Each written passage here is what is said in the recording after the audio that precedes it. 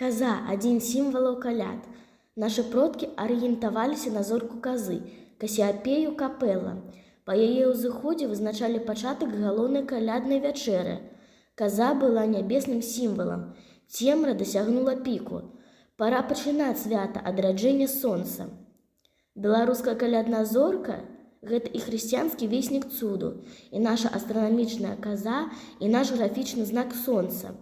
Святло, якое косіцца да вясны праз вечнасць.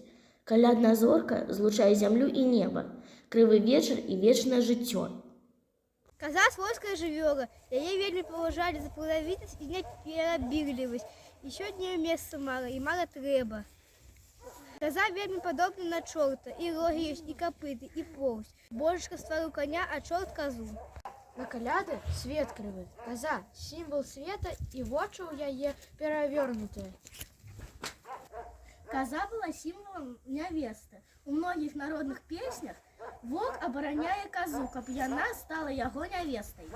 Верылі, што калі каза стаіць з каровай, малако берагае. Вітаем з калядамі!